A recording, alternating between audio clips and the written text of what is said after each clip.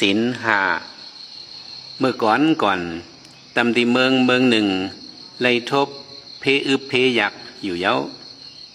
ก็อึบอยากแลผู้ลักโกนโจรก็เลื่องนำมาติ๊กอยู่สอคำหลงเมืองนั่นก็โป่งคอความตาตีเพียวมุ้ยเป็ดผู้ลักโกนโจรอยู่วันหนึ่งโกนในหอยอบเอาก้นลักเข้าสารกำหนึ่งเสห้องเข้ามาตำดีไผ่นาสหอคำเย้าสหอคำก็เฮาบ่เป็นตีเนนาเตอเปิ้นในเละลักเข้าสารหนึ่งกำก็ย้าต่ำตายในเสโป่งคอโป่งกว่าเย้าผู้เปิดขอกเอาผู้ลักเสวยเนอขอกขึ้นหนึ่งป้อตาดีเอาตายมันนั่นถึงเมืองแรงมาสั่งเอาออกขอกมาเสถามว่าไอ้ผู้ลักถึงข้าวยามตาดีเอาตายเมื่อเย้ากำเลื่อนสุดมือขลาดสังในเย้าโกนตกขอกนั่นก็ขึ้นลาดว่าเกาคามีข้อความตาดีลาดอ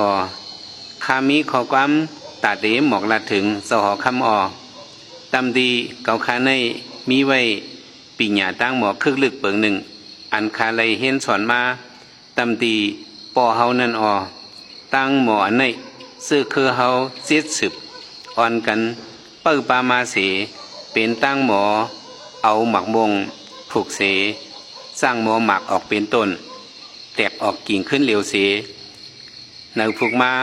หมักกำเหลียวขายเย้ามันขึ้นสืบลัดสังว่าเอาตายเกาคาป้อในสึงปีหญ้าตั้งหมออันลึกลำอันในก็ตีหายซ้อมเก่ากว่าเย้าในเลผู้เปิดขอกอำไปเอามันตายเสียกว่าเล่าลัดเนเศร้าหอคำเย้าเศร้าหอคำก็เข้าเจอเหนือขอความผู้เปิดขอกนั้นได้เสียสั่งตีห้องเอาไอ้ผู้ลักนั้นมาสู่มันเศร้าตีหอเย้าเพราะว่าเผียวมาไผ่นาเศร้าหอคำก็ผู้ลักนั้นสั่งว่าเศร้าเฮาติขาปีหญ้าตั้งหมออันในข้าเคินในบันเตเดขากวยกาตั้งหมออันไหนเตเอาเมื่อเรียกต่อป้อใหญ่สั่งว่าเปลี่ยนก้นศีลห้ามันกึมก่อนสั่งเตสั่งเนไรซึ่งหนังเจ้าเฮาหู้นั่นติขายเย้าข้าเจ้าในยามเป็นก้นหลักเสศีลหักเยากอบนั้นตำตีเนื้อหอในตีเอาเรียกต่อใหญ่สั่งว่ามีผู้ศีลมันในสึงข้าเจ้าตีสอนปันมันตั้งหมออันในสอคำสั่งไหวด้วยพ้องเมืองหลงเสีคุณพ้องเมืองหลงเมื่อตีเห็นเอาอะไรอยู่ตั้งหมออันในคุณพ้องเมืองหลงขึ้นหลัดข้าเจ้าอำเป็นไรค้าก้นเหตุการวันการเมืองอันว่าในมังปอกมังเลยไรเป็ดไรเหรียญคามังปอกมังเลยปอปอกมือเฮินตกลื่นไหนไรเป็ดเหรียญเมเจ้าเฮินเขากอบไหนข้าเจ้าเห็นเอาอำไรค้าสอคำขึ้นว่า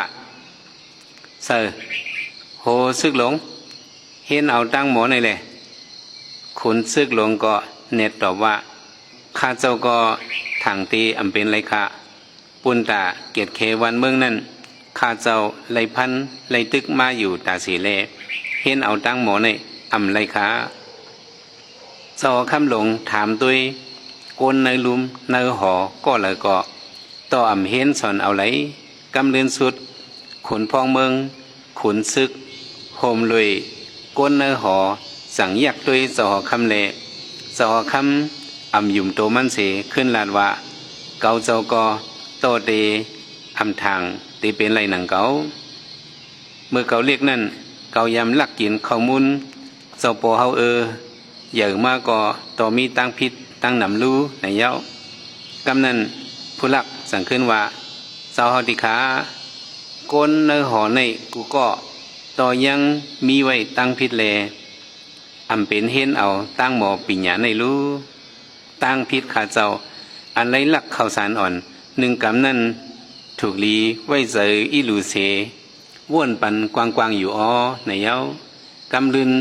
มันจังสอนปันเจ้าสางอ่อนป้าหนึ่งอันชินมันนั่นเสเจ้าสางอ่อนนั่นเฮ็ดแหนซึ่งหนังผู้ลักลัดนั่นแหละต้นหมากมงนั่นกึ้งก้าง ออกเป็นต้นลงมากึ่งก้างหมอกหมักสุกเหลืองมาเตะอยู่เย้าจอคำเลขุนพ้องเมืองเขาไล่หันหนังนั้นเลสั่งปล่อยวางคว้างปันตั้งผิดผู้ลักเส